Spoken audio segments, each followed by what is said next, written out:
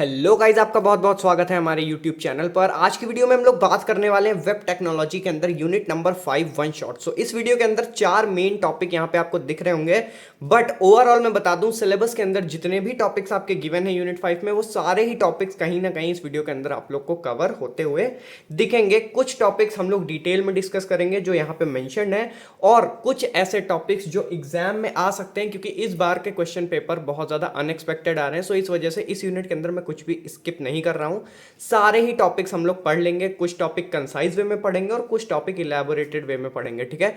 बाकी मैं बस इतना चाहता हूं कि इस वीडियो के अंदर आपको सारे कॉन्सेप्ट समझ में आ जाए, सो दैट एग्जाम के अंदर कैसा भी क्वेश्चन आता है इस यूनिट से आप इजीली उसको अटेम्प्ट कर सको और उसको कंप्लीट कर सको, ठीक है। सो स्टार्ट करते हैं वीडियो के साथ, और सबसे पहला टॉपिक है हमारा servlet architecture and life cycle, ठीक है। सो सर्वलेट आर्किटेक्चर और लाइफ साइकिल देखने से पहले हमें यह देखना होगा कि सर्वलेट होते क्या है, ठीक है, कि क्या होता है सर्वलेट, ठीक है। तो समझो यहाँ पे, it is a server side Java application component used to handle request and generate responses in a web application. It is used to process requests from client, usually web browser, perform backend operation and generate responses. मतलब क्या है इसका, देखो बहुत simple सा मतलब है। Servlet हमारा एक सर्वर साइड जावा एप्लीकेशन का कंपोनेंट होता है, ठीक। पॉइंट्स में मैं बता रहा हूं, बस समझते जाओ। सबसे पहला पॉइंट कि जो हमारा सर्वलेट होता है वो जावा एप्लीकेशन का एक कंपोनेंट होता है जो कि सर्वर साइड पे होता है, ठीक। सेकंड पॉइंट, इसका यूज किया जाता है रिक्वेस्ट को हैंडल करने के लिए। जो भी ब्राउजर यानी कि क्लाइंट के थ्रू रिक्वेस्ट आ रही हैं सर्वर पे, उनको हैंडल करने के लिए। हैंडल किस तरीके से करता है, ये रिक्वेस्ट को प्रोसेस करता है, उसमें बैकएंड ऑपरेशंस परफॉर्म करता है और उसके अकॉर्डिंग रिस्पॉन्सेस को जनरेट करता है, ठीक है। समझ में आ गया सर्वलेट का बेसिक सा काम। They operate on the server side managing client request and providing dynamic web content, ठीक है। वही चीज यहां पे लिखी हुई है। ये जो है सर्वर साइड पे ऑपरेट करते हैं, क्लाइंट की रिक्वेस्ट को मैनेज करते हैं और डायनेमिक वेब कंटेंट प्रोवाइड करते हैं, ठीक है। आर्किटेक्चर की बात की जाए तो कुछ इस तरीके से आर्किटेक्चर होता है हमारे सर्वलेट्स का, ठीक है। ब्राउजर है यहाँ पे, ये हमारा वेब सर्वर है। वेब सर्वर के अंदर कंटेनर्स होते हैं, कंटेनर्स में एक कंटेनर के अंदर मल्टीपल सर्वलेट्स होते हैं। यहाँ पे एक सर्वलेट है, एक कंटेनर और एक वेब सर्वर है, ठीक है।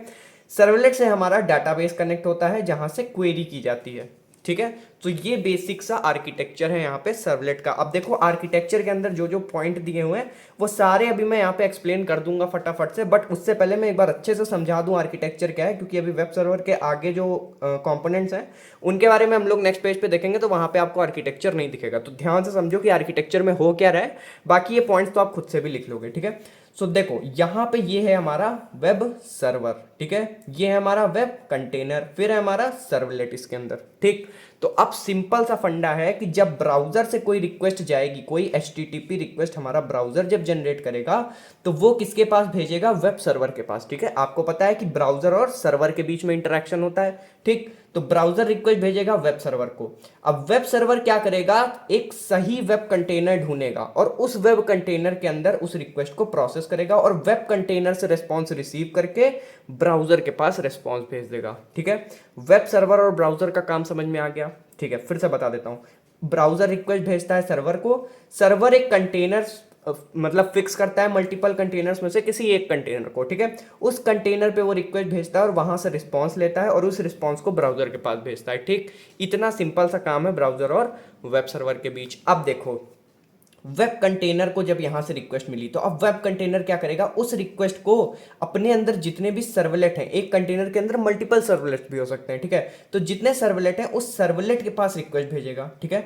अब उस सर्वलेट के पास जब रिक्वेस्ट आई तो सर्वलेट क्या करता है, सर्वलेट डेटाबेस से क्वेरी करता है और उसके अकॉर्डिंग रिस्पॉन्स जनरेट करके वेब कंटेनर के पास भेजता है, ठीक। फिर वेब कंटेनर सर्वर के पास भेजता है और सर्वर वापस ब्राउजर के पास, ठीक है। तो पूरी कहानी ये है, आई होप आपको समझ में आ गया होगा, ठीक है। तो अब जल्दी जल्दी से ये सारे कंपोनेंट्स पढ़ लेते हैं ताकि वीडियो ज्यादा लेंदी ना हो, ठीक है। तो ब्राउजर क्या है, it sends HTTP request to web server and displays the HTTP response in it receivers, ठीक है। तो मतलब कि सिंपल सा फंडा है कि यहाँ पे क्या हो रहा है, HTTP रिक्वेस्ट ब्राउजर भेजता है और जो भी उसको रिस्पॉन्स मिलता है उसको क्लाइंट को डिस्प्ले कराता है या रिसीवर को डिस्प्ले कराता है, ठीक है। Web server, it receives HTTP request from browser, forwarded to appropriate container and sends back the HTTP response to browser. Web server का इतना सा काम होता है कि वो रिक्वेस्ट लेता है, रिक्वेस्ट लेता है, वेब कंटेनर को भेजता है, वेब कंटेनर से रिस्पॉन्स लेता है और ब्राउजर को भेजता है, ठीक है। नेक्स्ट बात करेंगे वेब कंटेनर की।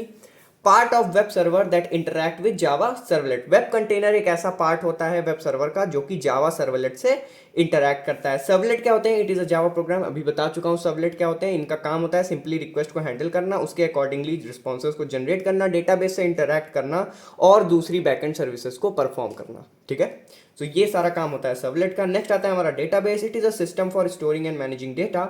It supports operation such as querying, updating and deleting data. ठीक है, डेटाबेस सिंपल सा काम है, इसके अंदर डेटा स्टोर रहता है बहुत सारा। ठीक है, उसमें से जो भी सर्वलेट को क्वेरी करनी होती है, चीज़ों को अपडेट करना होता है या डिलीट करना होता है डेटा को, वो सारी चीज़ें वो परफॉर्म करता है। तो आई होप सारे कंपोनेंट्स भी क्लियर हो गए होंगे। 10 नंबर के अंदर ये क्वेश्चन आने के बहुत बहुत बहुत हाई चांसेस हैं, इस वजह से सारी चीज़ें डिटेल में बता दी हैं। ठीक है, क्वेश्चन डायरेक्टली ऐसे पूछ सकते हैं कि what do you mean by servlet, give the life cycle of servlet and give the architecture of servlet. ठीक है, तो अभी लाइफ साइकिल आगे बात करेंगे, बट लाइफ साइकिल से पहले इंटरफेस देख लो कि क्या होता है। ठीक है, क्योंकि ये टॉपिक आपको सिलेबस में दे रखा है, हालांकि वीडियो के अंदर मैंने मेंशन नहीं किया था स्टार्टिंग में, क्योंकि वीडियो जब मैं लिख रहा था टॉपिक्स जो जो मुझे इंक्लूड करने, तो उस टाइम पे मुझे नहीं लगा कि इतना इंपॉर्टेंट होगा। बट जिस तरीके से एग्जाम पैटर्न चेंज हुआ है, जिस तरीके से एग्जाम के क्वेश्चन पेपर्स आ रहे हैं, वो काफ़ी ज़्यादा अनप्रिडिक्टेड है।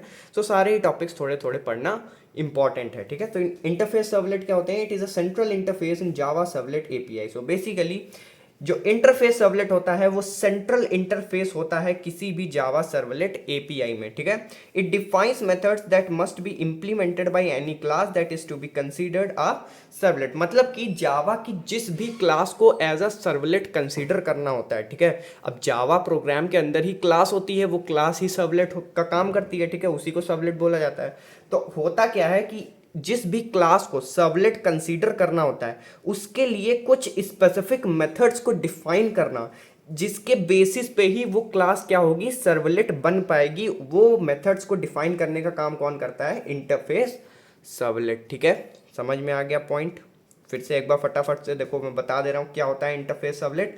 इंटरफेस सर्वलेट मेथड्स को डिफाइन करता है। ठीक है, अलग अलग मेथड्स को डिफाइन करता है जो कि इंप्लीमेंट होना जरूरी है किसी भी सर्वलेट के अंदर। ठीक है, बस इतना याद रखना, कोई भी सर्वलेट है तो उसमें जो मेथड्स इंप्लीमेंट होते हैं, उन मेथड्स को डिफाइन करने का काम कौन करता है? Interface servlet. ठीक है, तो 3 बार रिपीट कर चुका हूँ, आई होप समझ में आ गया होगा। की मेथड्स की बात करें, अब इसके अंदर मेथड्स कौन कौन से होते हैं? ininit, service, destroy, get service configuration, get servlet configuration और गेट सर्वलेट इन्फॉर्मेशन। सो ये सारे हमारे क्या होते हैं? की मेथड्स होते हैं।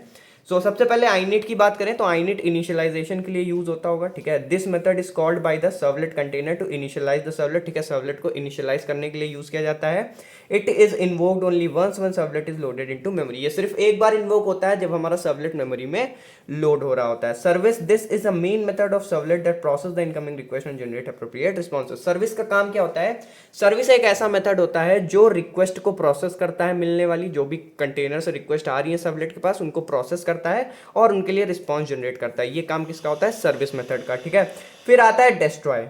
This method is called only once, allowing the servlet to clean up resources before it is destroyed. मतलब कि ये मेथड भी हमारा एक ही बार कॉल होता है। ठीक है, डिस्ट्रॉय मेथड ये क्या करता है? ये सर्वलेट को अलाउ करता है कि जितनी भी रिसोर्सेज उसकी डिस्ट्रीब्यूटेड है उनको क्लीन अप कर दे, इससे पहले कि वो सारी रिसोर्सेज डिस्ट्रॉय हो जाएं। ठीक है, गेट सर्वलेट कॉन्फ़िगरेशन, इसमें क्या होता है? It allows the servlet to access its configuration information. Basically overall servlet की जो भी कॉन्फ़िगरेशन इन्फॉर्मेशन होती है वो इस मेथड के थ्रू फेच की जाती है। ठीक है, get servlet information, this method returns a string containing information about the servlet such as its author, version etcetera. मतलब कि जब भी इस मेथड को इन्वोक किया जाता है तो ये क्या करता है? ये एक स्ट्रिंग रिटर्न करता है और उस स्ट्रिंग में कौन कौन सी डिटेल्स होती हैं सर्वलेट के बारे में, उसमें इंफॉर्मेशन होती है, जैसे कि सर्वलेट का ऑथर कौन है, वर्जन क्या है, और इसके अलावा भी कई सारी डिटेल्स उसमें होती हैं। ठीक है, तो आई होप आपको इंटरफेस सर्वलेट और उसके मेथड्स भी समझ में आ गए होंगे। ठीक है, तो आगे बढ़ते हैं। So next is servlet life cycle. अब देखो सर्वलेट लाइफ साइकिल क्या होती है, तो इसमें कुछ स्पेसिफिक स्टेप्स हैं लाइफ साइकिल में, कुछ स्पेसिफिक फेजेस होते हैं। ठीक है, सो यहाँ पे 4 फेज लिखे हुए हैं। सबसे पहले आता है लोडिंग एंड इंस्टेंशिएशन। ठीक है, तो इसका काम क्या होता है? The servlet container loads the servlet class and creates an instance for the servlet. मतलब कि यहाँ पे क्या होता है? सर्वलेट कंटेनर जो होता है वो सर्वलेट क्लास को लोड करता है और एक इंस्टेंस क्रिएट करता है सर्वलेट का। ठीक है, देखो सर्वलेट लाइफ साइकिल के अंदर जितने इंस्टेंस मेथड्स हम लोगों ने पढ़े थे वही सब अप्लाई होते हैं और उन्हीं के बेसिस पे यहाँ पे काम होता है, ठीक है। तो बस स्टेप्स आपको याद रखने हैं, बाकी एग्जाम में लाइफ साइकिल आएगी तो इसी तरीके से आप लोग लिख दीजिएगा, ठीक है। लोडिंग एंड इंस्टेंसिएशन, ठीक है। सबसे पहला क्या है, लोडिंग एंड इंस्टेंसिएशन, मतलब कि लोड होगा सर्वलेट यहाँ पे हमारा, ठीक है, और उसका इंस्टेंस बनाया जाएगा, ठीक है, इंस्टेंस क्रिएट किया जाएगा, ठीक है। समझ में आ गई बात। नेक्स्ट है हमारा इनिशियलाइजेशन, ठीक है। init मेथड से इसको इनिशियलाइज किया जाता है। This method is called once when the servlet is first loaded, it is used to perform any servlet specific initialisation. वही चीज है init मेथड में हम लोगों ने क्या पढ़ा था। init मेथड एक ऐसा मेथड होता है जिसको एक बार कॉल किया जाता है, ठीक है, और ये इन्वोक होता है जब भी हमारा सर्वलेट जो है वो सबसे पहली बार लोड होता है मेमोरी के अंदर, ठीक है। इसका यूज किया जाता है सर्वलेट स्पेसिफिक इनिशियलाइजेशन करने के लिए, मतलब सर्वलेट से रिलेटेड किसी भी चीज को इनिशियलाइज करने के लिए, ठीक है। नेक्स्ट है हमारा रिक्वेस्ट हैंडलिंग। सर्विस का काम होता है रिक्वेस्ट हैंडलिंग, अभी मैं बता चुका हूं। For every request the service method is called to determine the request type, get, post etcetera, and calls are corresponding to the method. मतलब कि हर एक रिक्वेस्ट, जो भी हमारे सर्वलेट के पास रिक्वेस्ट आ रही है, उस हर एक रिक्वेस्ट के लिए सर्विस मेथड को कॉल किया जाता है, ये डिटरमाइन करने के लिए कि रिक्वेस्ट हमारी गेट रिक्वेस्ट है या पोस्ट रिक्वेस्ट है, ठीक है।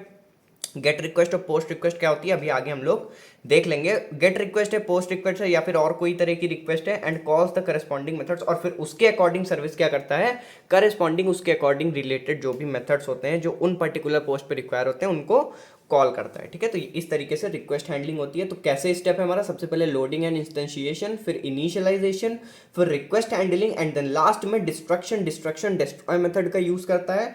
This method is called when the servlet is being taken out of the service, allowing the servlet to clean up any resource it is holding. मतलब कि एक बार सर्वलेट अपनी सर्विस कंप्लीट कर दिया, मतलब कि उसको जो रिक्वेस्ट आई उसका रिस्पॉन्स उसने जनरेट करके भेज दिया, उसके बाद में सर्वलेट में जो भी रिसोर्सेज एडिशनली होल्ड करके रखा हुआ है उनको क्लीन अप करने के लिए डिस्ट्रॉय का यूज किया जाता है, ठीक है। समझ में आ गई बात। तो ये हो गया हमारा डिस्ट्रक्शन फेज। तो 4 फेज थे, चारों फेज लाइफ साइकिल के मैंने यहाँ पे बता दिए हैं। आई होप आपको क्लियर हो गया होगा। नेक्स्ट बात करेंगे handling HTTP request. Handling HTTP gate request. सबसे पहले देखो, हैंडलिंग एचटीटीपी रिक्वेस्ट में 3 तरह की हमारी हैंडलिंग होती है। सबसे पहली गेट रिक्वेस्ट की, फिर पोस्ट रिक्वेस्ट की, और फिर रिक्वेस्ट टू अदर रिसोर्सेज, ठीक है। तो ये तीनों हमारी अलग अलग रिक्वेस्ट हैं जो कि हैंडलिंग एचटीटीपी रिक्वेस्ट के अंदर आती हैं। तो अगर एग्जाम में स्पेसिफिक क्वेश्चन आपको मिलता है कि what do you mean by gate request and post request, तो ये आप बता दीजिएगा। अदरवाइज अगर आपको डायरेक्टली क्वेश्चन मिलता है what do you mean by handling HTTP request, तो ये सारी ही चीजें, तीनों ही चीजें आपको एक्सप्लेन करनी पड़ेगी कैसे कैसे आप हैंडलिंग करते हो, ठीक है। बाकी सोर्स कोड मैं इन सब का जब मैं नोट्स प्रोवाइड करूंगा, ठीक है, 18 को मैं नोट्स प्रोवाइड करूंगा मॉर्निंग में सारी यूनिट के। ऐसा करने के 2 रीज़न है। सबसे पहला रीज़न ये है कि बिफोर हैंड नोट्स देने पे क्या होता है, नोट्स ज़्यादा डिलीवर हो जाते हैं लोगों के पास, ठीक है, बहुत ज़्यादा शेयर हो जाते हैं, जिस वजह से व्यूज़ नहीं आते हैं, पहली प्रॉब्लम, ठीक है, जो मेरी पर्सनल प्रॉब्लम है। और दूसरी प्रॉब्लम ये है कि मुझे सारे प्रोग्राम्स के सॉल्यूशन भी देने हैं, ठीक है, तो वो सारे मैं नोट्स के साथ एम्बेड करके एक साथ पीडीएफ बना के आपको एक ही बार में शेयर कर दूंगा, सो दैट आपको प्रोग्राम्स भी अकॉर्डिंगली हर यूनिट के बाद अटैच्ड मिल जाए, ठीक है। आपको इधर उधर ढूंढना ना पड़े बेसिकली। बाकी आपकी मर्जी, आप चाहो तो अपने अकॉर्डिंग ईजी प्रोग्राम्स भी ढूंढ सकते हो। इंटरनेट बहुत वाइड चीज़ है, इंटरनेट पे सब कुछ मिलता है, ठीक है। हैंडलिंग एचटीटीपी गेट रिक्वेस्ट, सबसे पहले बात करेंगे। Use to request data from the server, मतलब कि सर्वर से जो भी डेटा रिक्वेस्ट होनी है वो एचटीटीपी गेट रिक्वेस्ट में आती है, ठीक है। मतलब कि ब्राउजर ने गेट रिक्वेस्ट भेजी, इसका मतलब ब्राउजर को कुछ स्पेसिफिक डेटा की रिक्वायरमेंट है और वो गेट रिक्वेस्ट भेज रहा है ताकि उसको कुछ डेटा मिल सके, ठीक है। Parameters are appended to the URL and sent with the request. मतलब अब जो भी पैरामीटर्स रिक्वायर्ड है वो यूआरएल के साथ अटैच कर देता है ब्राउजर और फिर उस रिक्वेस्ट को सेंड कर देता है, ठीक है। यूजर डू गेट मेथड, ठीक है, डू गेट मेथड का यूज किया जाता है इन रिक्वेस्ट को गेट करने के लिए। सोर्स कोड इसका मैं दे दूंगा। हैंडलिंग एचटीटीपी पोस्ट रिक्वेस्ट, हाँ दूंगा कहाँ पे, देखो आपको डिस्कॉर्ड चैनल का लिंक मिल जाएगा कम्युनिटी पोस्ट में, फर्स्ट या फिर सेकंड पोस्ट है, तो वहां से जाके आप डिस्कॉर्ड ज्वाइन कर लो। 18 को मैं मॉर्निंग में 10 AM के अप्रॉक्सीमेटली, 10 AM और 11 AM के अप्रॉक्सीमेटली मैं सारे नोट्स आपको शेयर कर दूंगा, तो आप आराम से एक दिन रहेगा पूरा अच्छे से रिवाइज कर लेना, कोई प्रॉब्लम नहीं होगी, ठीक है। नेक्स्ट बात करेंगे handling HTTP post request. Use to send data to the server typically for form submission, मतलब कि यहाँ पे डेटा को सेंड किया जाता है, ठीक है। सर्वर के पास डेटा को सेंड करने के लिए कौन सी रिक्वेस्ट यूज होती है, पोस्ट रिक्वेस्ट, ठीक है, टिपिकली फॉर फॉर्म सबमिशन, ज्यादातर ये फॉर्म सबमिशन के लिए यूज किया जाता है। The data is included in the body of the request, जो भी डेटा है वो रिक्वेस्ट की बॉडी के अंदर आपका इंक्लूड कर दिया जाता है। यूजेस डू पोस्ट मेथड, यहाँ पे डू पोस्ट मेथड का यूज होता है, यहाँ पे डू गेट मेथड का यूज होता है, नाम याद रखिएगा, ठीक है। Redirecting requested to other resources, ठीक है, allows forwarding request to another resource such as another servlet और HTML पेज। मतलब कि रीडायरेक्टिंग रिक्वेस्ट का मतलब है, अब जैसे कि मैंने स्टार्टिंग में आर्किटेक्चर में क्या बताया था, एक कंटेनर के अंदर मल्टीपल सर्वलेट्स हो सकते हैं, ठीक है। डायग्राम में मैंने एक ही बनाया बट होते हैं मल्टीपल सर्वलेट्स होते हैं, ठीक है। सो उस केस में अगर एक सर्वलेट बिजी है तो उस केस में जो रिक्वेस्ट होती है वो रीडायरेक्ट कर दी जाती है दूसरे सर्वलेट पे, ठीक है, या फिर दूसरे HTML पेज पे। सो इसको अलाउ जो करता है वो होता है हमारा redirecting request to other resources वाला हैंडलिंग HTTP रिक्वेस्ट का एक पार्ट, ठीक है, जो क्या करता है, फॉरवर्डिंग अलाउ करता है किसी भी रिक्वेस्ट की किसी भी दूसरी रिसोर्स पे या किसी भी दूसरे सर्वलेट या HTML पेज पे, ठीक है। सो आई होप ये भी समझ में आया होगा। आगे बढ़ते हैं। अब रीडायरेक्टिंग के भी दो स्पेसिफिक मेथड्स हैं, ठीक है। यहाँ पे हमने देखा redirecting request to other resources, मतलब कि फॉरवर्डिंग की जाती है यहाँ पे दूसरे सर्वलेट पे या दूसरे HTML पेज पे जो भी रिक्वेस्ट होती है। तो किस तरीके से होती है, तो दो यहाँ पे मेन मेथड्स दिए हुए हैं। सबसे पहला सेंड रीडायरेक्ट और दूसरा है रिक्वेस्ट डिस्पैचर डॉट फॉरवर्ड, ठीक है। तो ये दो तरीके हैं यहाँ पे। सबसे पहला तरीका send redirect sends an HTTP redirect response to the client using the location header, ठीक है। मतलब कि ये HTTP redirect response भेजता है क्लाइंट के पास लोकेशन हेडर का यूज करके, ठीक है। The client then makes a new request to the specified URL, और फिर क्लाइंट क्या करता है, वापस से एक नई रिक्वेस्ट जनरेट करता है स्पेसिफाइड URL के बेसिस पे, ठीक है। मतलब कि समझो यहाँ पे क्या हुआ, यहाँ पे ये हुआ कि सर्वलेट के पास रिक्वेस्ट आई, ठीक है, सर्वलेट बिजी है, सर्वलेट ने क्या किया, दूसरे सर्वलेट को फॉरवर्ड कर दिया जाए, ठीक है। तो फॉरवर्ड वो डायरेक्टली तो नहीं करेगा, वो वापस से रिक्वेस्ट क्लाइंट के पास भेजता है कि आप इस पर्टिकुलर URL पे दोबारा से रिक्वेस्ट करो, ठीक है। तो वो क्या करता है, वापस रिक्वेस्ट भेजता है। अब क्लाइंट क्या करेगा, उस पर्टिकुलर URL पे जो लोकेशन आई हुई है, जो लोकेशन हेडर आया हुआ है, उस लोकेशन हेडर के बेसिस पे वापस से रिक्वेस्ट क्रिएट करेगा और वापस से रिक्वेस्ट सेंड करेगा। तो फिर दूसरा सर्वलेट रिसीव करेगा और उस पर रिस्पॉन्स करेगा। तो ये काम होता है सेंड रीडायरेक्ट का, ठीक है। कोड क्या है, response dot send redirect new URL, ये इसका छोटा सा कोड है। बाकी नेक्स्ट है हमारा request dispatcher dot forward, forward the request to another resources on the server without the client being aware. अब यहाँ पे क्या हुआ, यहाँ पे रीडायरेक्ट किया गया, ठीक है। आप लोग भी यूज करते होगे गूगल वगैरह, तो अगर आपने कभी कोई पायरेटेड मूवी वगैरह डाउनलोड की हो, ठीक है, वैसे तो नहीं करना चाहिए, एथिकली ये रॉन्ग है, बट इन केस लोग करते हैं तो मैं बता रहा हूँ, अगर पायरेटेड मूवी वगैरह आपने डाउनलोड की होगी तो वहाँ पे कई बार आपको अलग अलग वेबसाइट्स पे रीडायरेक्ट किया जाता है, ठीक है। तो वो रीडायरेक्ट इसी बेसिस पे होता है, हर बार एक नया URL मिलता है, एक नए सर्वलेट से आपको अटैच कराया जाता है, ठीक है। सो अगर आपने यूज़ किया होगा तो आप समझ रहे होगे क्या कहना चाहता हूँ मैं, ठीक है। और नहीं भी किया है तो समझ जाओ कि इसी तरीके से काम होता है, नई लोकेशन के अकॉर्डिंग डायरेक्टली वहाँ पे यूज़र का काम होता है दोबारा से रिक्वेस्ट भेजना। यहाँ पे क्या होता है, यूज़र का कोई इंटरेक्शन नहीं होता, यूज़र को नहीं पता चलता कि उसकी रिक्वेस्ट जो है वो कोई और सर्वलेट संभाल रहा है, ठीक है। Forward the request to another resources on the server without the client being aware, मतलब क्लाइंट को बताए बिना, क्लाइंट को पता चले बिना किसी रिक्वेस्ट को एक सर्वलेट से दूसरे सर्वलेट पे या एक रिसोर्स से दूसरे रिसोर्स पर ट्रांसफर कर देना वेब सर्वर के अंदर, ये काम होता है रिक्वेस्ट डिस्पैचर डॉट फॉरवर्ड का, ठीक है। कोड बहुत सिंपल सा है, request dispatcher is equal to request dot get request dispatcher other resource, यहाँ पे अदर रिसोर्स मेंशन होती है, dispatcher dot forward request comma response, वापस से यहाँ रिक्वेस्ट और रिस्पॉन्स यहाँ पे इस मेथड के थ्रू भेज दिया जाता है, ठीक है। सो आई होप मेथड्स भी क्लियर हो गए होंगे, ठीक है। तो दो मेन मेथड्स ही हैं हमारे पास फॉरवर्डिंग के लिए, एक है हमारा सेंड रीडायरेक्ट और एक है हमारा रिक्वेस्ट डिस्पैचर डॉट फॉरवर्ड, ठीक है। तो याद रखना ये दोनों मेथड इंपॉर्टेंट है, एग्जाम में पूछे जा सकते हैं। नेक्स्ट आता है सेशन ट्रैकिंग, क्वेश्चन ये भी इंपॉर्टेंट है, एग्जाम के अंदर ये भी पूछा जा सकता है, ठीक है। सेशन ट्रैकिंग क्या होती है, it is essential for making state across multiple request in a web application. अब किसी भी एक वेब एप्लीकेशन के अंदर जो भी मल्टीपल रिक्वेस्ट हो रही होती हैं, उन रिक्वेस्ट का एक स्टेट क्रिएट करना, एक स्टेट मेंटेन करना, एक स्टेट मेक करना, यही काम होता है सेशन ट्रैकिंग का। There are several techniques to manage sessions को मैनेज करने के लिए यहाँ पे कई सारी अलग अलग टेक्निक्स होती हैं, जैसे कि कुकीज़। सबसे पहला आता है हमारा कुकीज़। कुकीज़ आप लोगों ने देखा होगा, वेबसाइट्स पे आप विजिट करते हो, ठीक है, तो जब भी आप किसी स्पेसिफिक वेबसाइट पे विजिट करते हो तो वो आपसे रिक्वेस्ट करता है कि आप उसके कुकीज़ को एक्सेप्ट करो, ठीक है।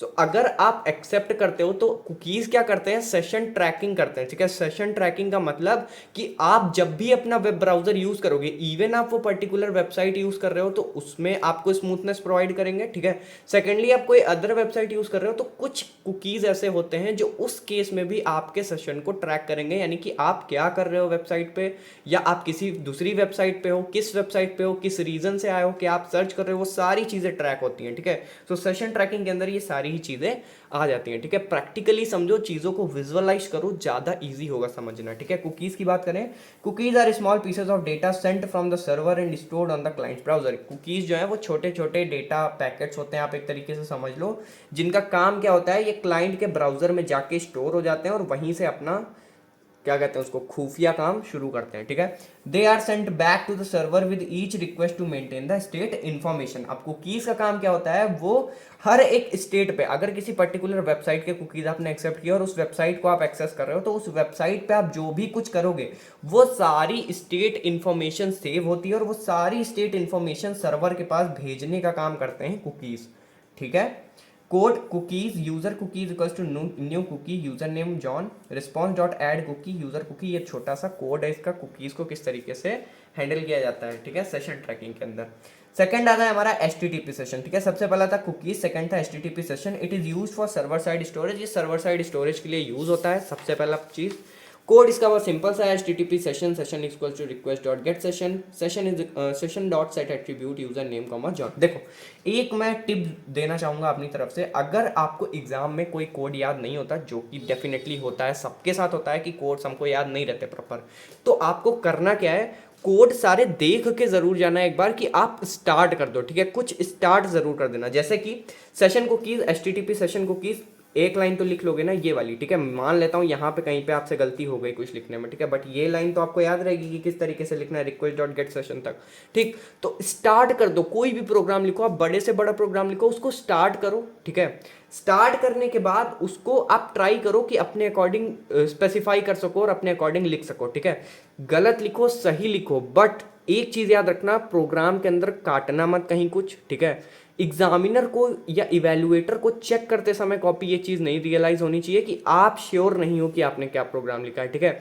उसको आपका कॉन्फिडेंस दिखेगा कि आपने प्रोग्राम लिखा है और आपको लगता है कि सही लिखा है, तो वो ऐसे ही चेक करके स्किप कर देंगे, क्योंकि ऐसा नहीं होता कि हर एक इवेल्युएटर इतना ज़्यादा मास्टर हो प्रोग्रामिंग में कि उसको हर एक प्रोग्राम की एक एक लाइन प्रॉपरली आती हो, ठीक है।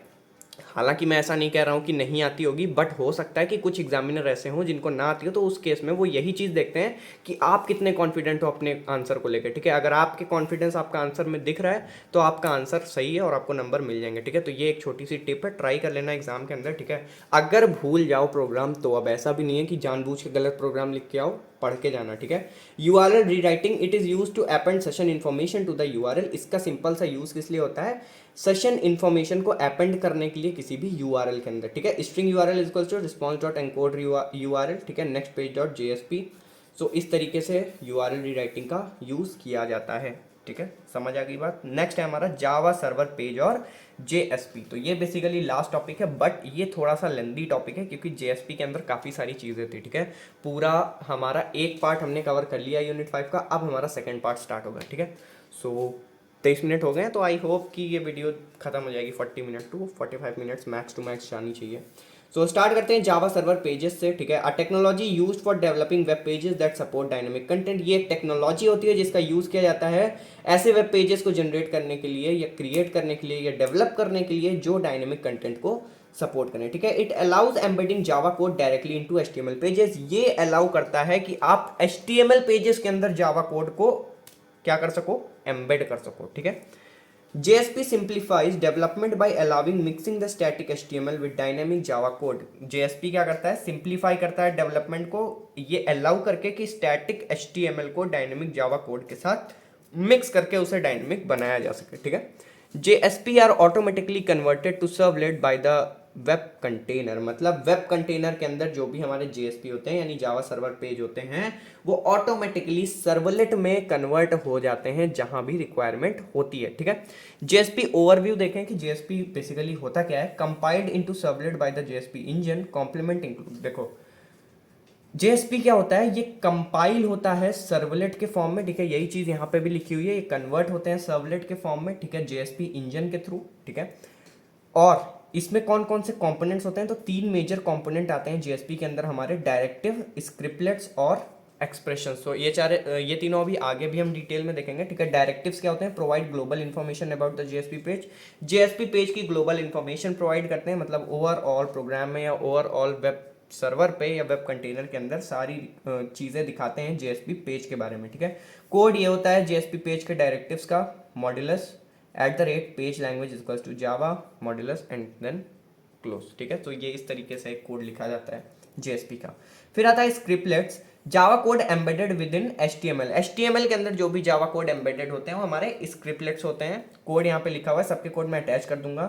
Expressions output the result of the Java expression directly into the HTML, मतलब कि ये क्या बताता है, जो भी हमारे जावा एक्सप्रेशन का रिजल्ट आया है उसको डायरेक्टली एचटीएमएल के अंदर आउटपुट करता है। ठीक है, एचटीएमएल के रिजल्ट के थ्रू आपको दिखाता है। ठीक है, तो ये बात हो गई जेएसपी ओवरव्यू की।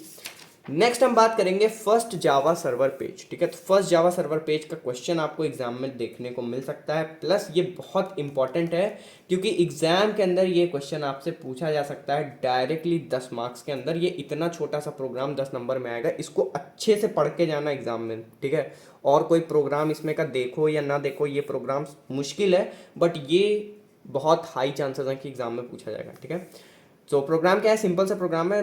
अब मैं पढ़ा देता हूँ, अच्छा लो बता ही देता हूँ। देखो मॉड्यूलो है @page language equals to Java. यहाँ पे हमने डिफाइन किया, क्या डिफाइन किया, डिस्क्रिप्टिव क्या था, अरे डिस्क्रिप्टिव नहीं था, डायरेक्टिव डिफाइन किया। ठीक है, डायरेक्टिव इस तरीके से डिफाइन करते हैं। यहाँ पे डायरेक्टिव डिफाइन किया, एचटीएमएल कोड के अंदर आ गया। ठीक है, एचटीएमएल बॉडी, फिर hello JSP, string name define किया। ठीक है, request dot gate parameter name, यहाँ पे पैरामीटर्स गेट किया, रिक्वेस्ट किस तरीके से आ रही है, फिर system dot out dot println hello plus name, modulo close, body close, HTML close. तो बहुत सिंपल सा प्रोग्राम है। ठीक है, बाकी इससे सिंपल भी अगर आपको मिल जाए ऑनलाइन कहीं पे तो आप उसको निकाल लेना और उसको एक बार पढ़ लेना। ठीक है, सबसे सिंपल जो हो सकता था कंसाइज, मैंने वही जनरेट कराया था। ठीक है, तो वही मैंने प्रोवाइड कर दिया। नेक्स्ट आता है implicit object, these are predefined variables available in JSP page without needing to be declared. मतलब कि इम्प्लिसिट ऑब्जेक्ट का सिंपल सा मतलब है ये ऐसे प्री डिफाइंड वेरिएबल्स होते हैं जो जेएसपी पेजेस में ऑलरेडी अवेलेबल होते हैं, इनको अलग से डिक्लेयर करने की जरूरत नहीं पड़ती है। ठीक है, example request, response, session, application, out, configuration. ठीक है, कॉन्फ़िग है basically, page context, page exception. ठीक है, तो ये सारे हमारे क्या हैं, ये सारे हमारे इम्प्लिसिट ऑब्जेक्ट्स हैं। ठीक है, एग्जाम में लिखने को आ सकता है कि what are the implicit object. देखो 2 नंबर के अंदर तो इस तरह के क्वेश्चन डेफिनेटली पूछेगा, 5 नंबर के अंदर भी पूछ सकता है, और 10 नंबर के अंदर तो वैसे मुश्किल है क्योंकि छोटा सा टॉपिक है, बट 5 नंबर तक तो आ सकता है। ठीक है, स्क्रिप्टिंग एलिमेंट की बात करें तो स्क्रिप्टलेट्स, डिक्लेरेशन, एक्सप्रेशन, अभी ये चीज़ें आगे पिछले मतलब बताई थी अभी मैंने वहाँ पे। ठीक है, स्क्रिप्टलेट्स क्या होते हैं, Java code snippets embedded in HTML. Java के वो कोड होते हैं जो एचटीएमएल के अंदर एम्बेडेड होते हैं। ठीक है, ग्लोबली जो रिप्रेजेंट करते हैं। कोड इसका सिंपल सा है, NT(x = 5, इस तरीके से इसको इम्प्लीमेंट किया जाता है एचटीएमएल के अंदर। ठीक है, टैग लगा के। डिक्लेरेशन, डिफाइन मेथड्स और variables that can be use through out the JSP page. Declaration मतलब ऐसे मेथड्स को या ऐसे वेरिएबल्स को डिफाइन करना जो कि थ्रू आउट जेएसपी पेज पे क्या किए जा सकें, एक्सेस किए जा सके। ठीक है, यूज किए जा सकें। कोड हमारा सिंपल सा लिखा हुआ है। Expression, output Java expression result directly to the client, मतलब कि जो भी जावा एक्सप्रेशन का आउटपुट होता है वो डायरेक्टली क्लाइंट को रिजल्ट कर दिया जाता है या दिख जाता है उसको। ठीक है, तो ये बात हो गई स्क्रिप्टिंग एलिमेंट्स की, याद रखना है स्क्रिप्टिंग एलिमेंट्स। नेक्स्ट आता है हमारा standard actions, JSP tags that perform action such as forwarding request including other resources and handling Java beans. तो स्टैंडर्ड एक्शंस, कौन से एक्शंस स्टैंडर्ड होते हैं जावा सर्वर पेज के अंदर। ठीक है, जेएसपी के अंदर। सो जावा सर्वर पेज के अंदर जो स्टैंडर्ड एक्शंस होते हैं वो ऐसे टैग्स होते हैं जो एक्शंस परफॉर्म करते हैं, जैसे कि फॉरवर्डिंग रिक्वेस्ट, रिक्वेस्ट को फॉरवर्ड करना, इंक्लूडिंग अदर रिसोर्सेज, किसी दूसरी रिसोर्सेज को इंक्लूड करना, एंड हैंडलिंग जावा बीन्स मतलब जावा बीन्स को हैंडल करना। ठीक है, तो ये सारे एक्शंस जो परफॉर्म करते हैं टैग्स, जेएसपी के टैग्स, उन्हीं को हम स्टैंडर्ड एक्शंस कहते हैं, ठीक है। 3 यहाँ पे लिखे हुए हैं, JSP include another resources eight request time, ठीक है। ये रिक्वेस्ट को इंक्लूड करता है, ठीक है, रिसोर्स को इंक्लूड करता है बेसिकली रिक्वेस्ट टाइम पे। और नेक्स्ट आता है हमारा JSP forward the request to another resource, यहाँ पे रिक्वेस्ट को दूसरी रिसोर्स पे फॉरवर्ड किया जाता है। जेएसपी यूज बीन, ये जावा बीन के लिए यूज होता है, इनिशिएट्स और रेफरेंसेस आर जावा बीन को इंस्टेंस या फिर रेफरेंस करता है, ठीक है। डायरेक्टिव्स के बारे में बात करें तो डायरेक्टिव यहाँ पे 2 तरह के होते हैं, page directive, include directive, provide global information about the JSP page. Directive का काम होता है ग्लोबल इन्फॉर्मेशन प्रोवाइड करना जेएसपी पेज के बारे में।